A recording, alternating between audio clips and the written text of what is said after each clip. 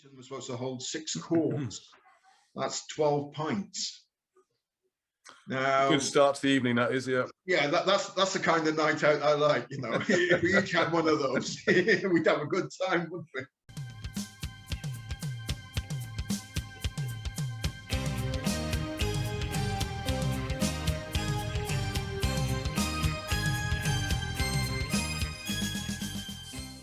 Right, well, we're going to come. The next subject is something that's very dear to my heart: drinking.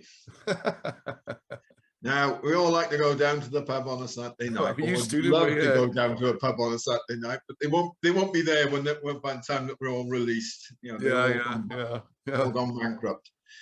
Anyway, what they did find in there, at the feet of the grave, the foot of the grave end, was a collection of drinking vessels. Right. Originally, they thought they had 2 large drinking horns and 6 smaller drinking horns. But when they actually then came to look at it more closely, they actually realized that they didn't have the 6 smaller drinking horns were not actually horns. They were something else, which we'll look at after this. Yeah. But the big things that they found were the remains of 2 auroch drinking horns. Now, aurochs are these. Yeah, they're great big huge animals like bisons. You know, they're great big huge, much bigger than our cows, got really long horns. And they were apparently, we had them in Britain, but they became extinct in Britain around about the Bronze Age. And they were fairly widespread in Europe during the Roman Empire, but as it got on, they became increasingly less of them, and they were all found further in the east. And the last ones were found in Eastern Europe, in Poland in 1627. But the thing looking at these drinking horns are, and they were supposedly for drinking alcohol, is just the sheer size of them. They're over 1 meter long, 41.5 inches. If you actually look at it, these horns are actually massive. Yeah, you need a bigger tell you screen. what, the whole rugby team must have a good go at this one. Yeah. That would be and that's basically what these large auroch horns were used for, was communal quaffing. Communal quaffing. Yeah, the king would have them filled up. He'd take a drink out of them, then pass them around the table. Yeah, and so then you have a big glass boot. Yeah. They get back to him, and then they fill it up again and go round again, lads. And Well, he had 2 of them, so there was a lot of quaffing going on. But it's just the sheer size of them. Now, like everything else, we got horns here then. I mean, we got the horns that we can date or trace or anything. I mean, no. Like everything else in the Sutton Hoo ship, the horn did not survive. All that survived is what we see here are the decorative end bits. Fittings, yeah, the fittings here, and on the end fittings here. The horn itself had long disintegrated. So it's a kind of educated guess that it was an auroch. Well, it's a question of what other kind of horn could it fit if it is indeed a horn, drinking horn. Yeah, again, it's a bit of a guess that they've had, and what we're looking at there on the photograph on the left is a reconstruction, and they borrowed an auroch skull from the Natural History Museum, made a plaster carpet's horn, and then they fastened the decorative mounts on it to actually make the exhibit that we're seeing there. So interesting. I mean, the capacity of these things are quite good. They're supposed to hold, each of them is supposed to hold 6 quarts. That's 12 pints. Now, good start to the evening, that is, yeah. Yeah, that's the kind of night out I like, you know. If we each had one of those, we'd have a good time, wouldn't we? In my rugby days, that would have been a good challenge. That would have, yeah. Well, it would beat putting out the yard of ale, wouldn't it? There's a bit more in these than in the yard. Well, you could have 2 teams, and they could have 1 horn each, and you could empty it the quickest, like a boat race type thing. That'd be quite fun. But like condoning that kind of behaviour. But as drinking vessels, they do have the obvious defect that you can't put them down. Yes. Yes. So once you start drinking, you got to keep on drinking you just until got the to ale finish it, don't you? Yeah. Terrible idea. So, it looks like there was a good time had by all with one of these. Yeah, I think these have a lot more fun. Yeah, definitely. Yeah, it's. So what's about the little ones then? You said they changed their minds. The little ones then were found out when they actually started looking in detail again, because the horns they thought at that point had disappeared, and what they actually now think they are maple bottles. What they found was up in the right hand section there, where it's arranged like a star. So you've got the collar, and then the decorative pieces coming down it. Now, as reconstructed, they've now got this bottle form. I mean, near as much fun as the drinking horns, but yeah. No, but possible new container or something. Again, so how accurate is the shape of that? Yeah, you can put these down, which is a bad start. Yeah. Yeah. It could. You're looking at the pieces on the right hand side. You could think of a number of ways of arranging those with a different shape, different size bottles. Yes. Now the fragments of wood that were adhering to them were maple, so they know that. And maple trees were supposedly uncommon in East Anglia at the time. So now these clues, isn't it? Where's the test results on that wood and everything? This is the kind of stuff we need to know, isn't it? If they have got fragments of wood, they should be able to do all sorts of tests on it. Yeah, there's so many times when you're reading accounts of the excavation that they keep on mentioning fragments of wood. It was underneath fragments of wood, or there was a massive fragmented wood above it that they had to remove before they could dig out a bowl or a silver platter or whatever. Yes, what happened to the wood? Do they bag it or put in a drawer? I don't know. Nowadays, you would save it, bag it all, put in, and you would then sort of do tests on it to find out more about it. I just get the idea that at the end of every day, after long hard digging, they piled it all up on the thing, lit a fire, and got out the sausages and stuff. Yeah. That's a horrible thought, isn't it? The only organic material in the damn place. This is why it's so important. Metal's only so useful. It's organic material you really need to trace. You do need the origins and stuff. The organic. The metal might help in that you could find out the origin of where the metal ore and the metal. You might get lucky with isotopes and things, but it's organic is really. But the organic material is going to be more helpful in providing perhaps a better date than we have for this period. Well, in fairness to them, they got so good with this kind of RDA stuff where they can try and work out diets and things from compositions. Yeah, and you can do that with horns and bones and teeth. It's wonderful. And they don't shine, do they? They're not shiny, Bob. Well, I'm just hoping that there is, a couple of big boxes of wood fragments that they did save, and that somebody at some point in time will bring it out and start to look at it more seriously than they have done at the moment. It would be nice to turn up and say, you don't seem to be using those boxes of wood and stuff. Can you just have a couple of tiny bits, please? You've had them there for 80 years. Could we just take a little corner off one of them? That'd be all. That'd be nice. But in terms of drinking, the horns themselves were the drinking vessel, because you would have filled that up and you would have passed it around. So that was common drinking.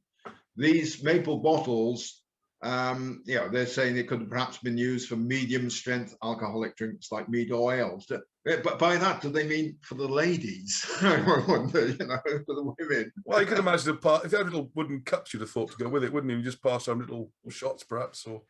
Yeah, but so they're saying that you put alcoholics, but these are not then for actually drinking out of. These are for then actually just storing, and then pouring it. And what they could then pour it into, because what was found as well were wood cups. Now we come to another one of these anomalies. We keep on being told that the ship itself, which was supposedly made of oak, which is a hard wood, completely eaten away. By the time it was sort of excavated. But here we have 8 burr wood cups. And they're, the museum, British Museum's description of them are as that they were distorted and incomplete. i.e. that they were still there, that they were not imprints in the sand like the boat. These were still actually there in wood. And the photograph we got here it is evidence of that. You know, it is still extant. It hasn't been eaten away. It hasn't rotted. It's there. Now, surely, you know, if you got 8 of these, you know, you could even sacrifice one of them. I mean, if we could get some dating evidence out of the others. I mean, the dating would, you know, you don't know how old these cups were when they were actually interred into the burial, but at least they'd be that old, would you? Give you an idea at least. Yeah.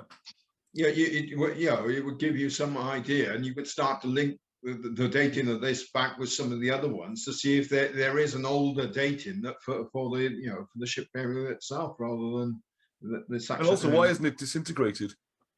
Well, yes. Now, where these were found, as far as I can see, it's underneath the silver bowl. There was a large silver bowl. And if you remember, what was found in there was the gaming piece. Yes, we'd love to see that. Yeah, and that was actually wrapped in some kind of textile material. And actually, in one of the books I was reading today, that seems to be the only gaming piece.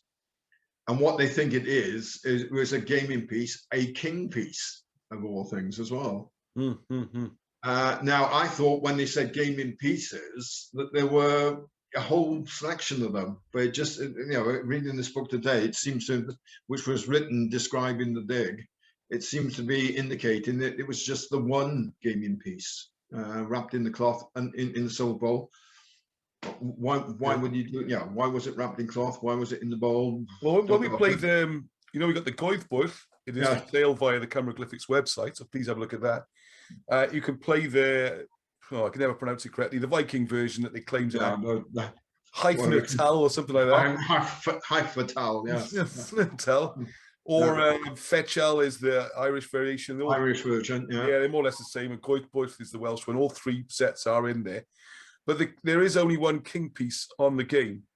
And that's the key. If the king piece is lost, the game's lost. If you get the king piece off the corner of the table or the side of the table, the variation, you've won. Yeah. So you could use stones or counters or anything else for the other pieces. The only key piece really is the king piece. Okay, so there could be some logic to that. I could see how that could possibly work. No, so when you say there's something have disappeared. Yeah, there's no need to have the rest of the players, is what you're saying, because you could use anything basically. Yeah, I mean, you could use anything for the king in theory, but it's nice to have a nice king piece. And then maybe add wooden counters, and they've all just disintegrated or something.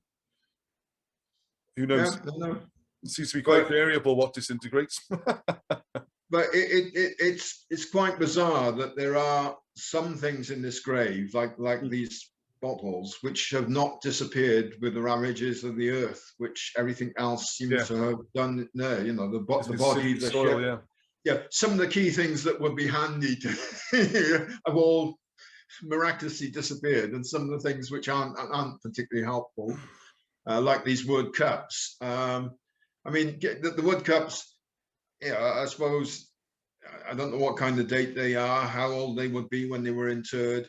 And I don't think that they're particularly helpful in dating, because I bet this kind of cup, with these rims, would probably, would span a couple of 100 years at least. They could date anywhere in between there. Yeah, well, I could keep me into a video on radiocarbon dating anyway, and its limitations.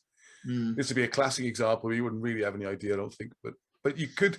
What I'd be more optimistic about is maybe working out where it comes from, where the wood grew. Yes, where the wood comes from, and in particular these ones. If they got fragments of the maple, where could we find out where the maple was sourced?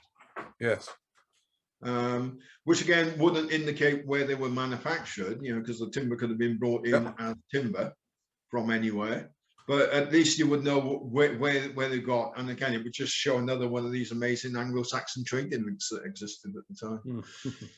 Well, I'd say now they know it's maple as well. It's not that easy to tell old wood apart. Well,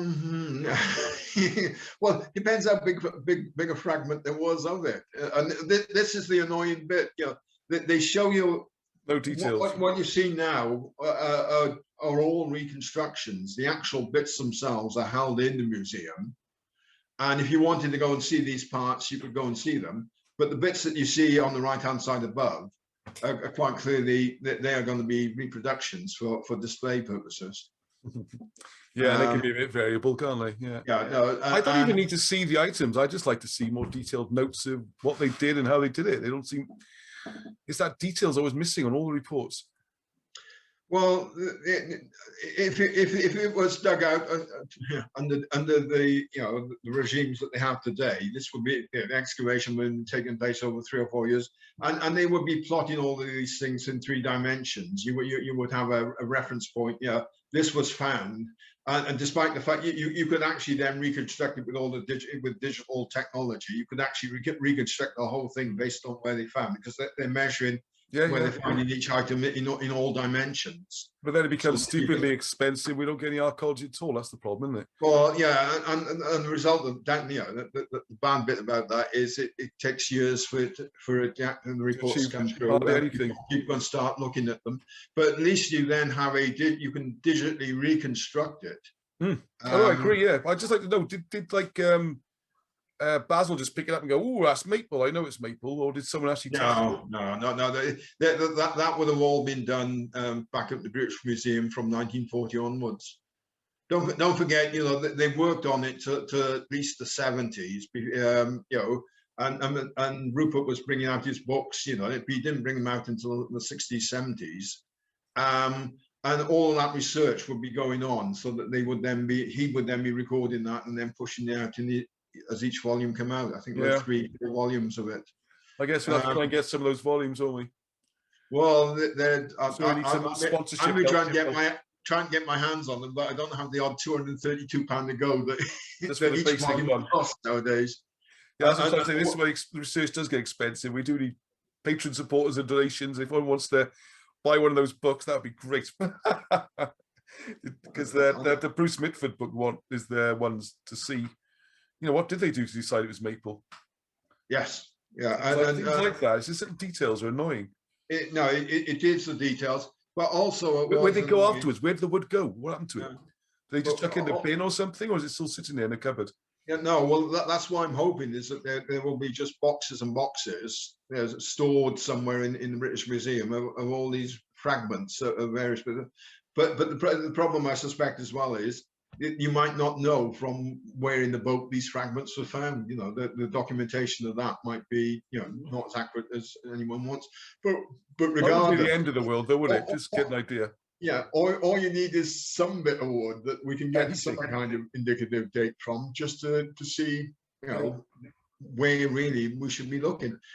Now, there seems to be more scope for that to happen nowadays, because I think there are a lot more people in the British Museum now who are looking at these things and casting a new eye over them. I mean, Sue Brannin, the curator there now, she I think is a lot more open to looking at these things and examining them with a different mindset than Rupert. I keep looking at everything that's buried in this ship, and you say, take away the coins. All right, and if I just presented you with, here's a photograph of the ship we dug up. Here's everything we found in it. So the silver bowls with the crosses on. Right, okay. Tell me, where you think it came from. If you didn't know that it came from East Anglia, there's nothing in it to say that it's Anglo-Saxon. There's nothing in it to say that it's actually 7th century, because most of the stuff in it was at least 100 years or more older. So, how come if you're starting off with the basis of this is an Anglo-Saxon boat, everything then is distorted and made to fit that paradigm. Yes. Take away the Anglo-Saxon reference and just say, here's a boat. We don't have any dating evidence that, we've got all these things here. What period do you think it came from? And if you didn't even know if you didn't tell them the location of it, where do you think it came from? What kind of answers would you get? And I don't think you would be getting Anglo-Saxon answers. No, I agree. Yes. Excellent. There is a different story to be told. Anyway, I think we've come to the end of. I think the bar's closed now. Very good, very good. And I'm just rushing out now to get 12 quarts of ale. So yeah, I know. 12 quarts, good effort for a quiet night in. Thank you for watching the video. I hope that you enjoyed it. This is part of a series of videos about Sutton Hoo in particular. You'll see a link for the playlist so you can work through them. There are so many surprises, controversies of what's really going on behind the scenes with Sutton Hoo, with evidence disappearing and all sorts of crazy things. So please have a look through that. You'll also see that loads going on with Britain's hidden history, from things like those disappearing walls and maybe ancient megaliths, how the Welsh language can unlock Egyptian hieroglyphs and help you read it. There's a growing Facebook group, there's a channel, there's live broadcasts every Sunday on YouTube, and if you'd like to help us with a few pound every month, that would be really great, as we are trying to find out exactly how much of Britain's history has been hidden. Until the next time, from me, peace. Wishing Welsh is Heddwch.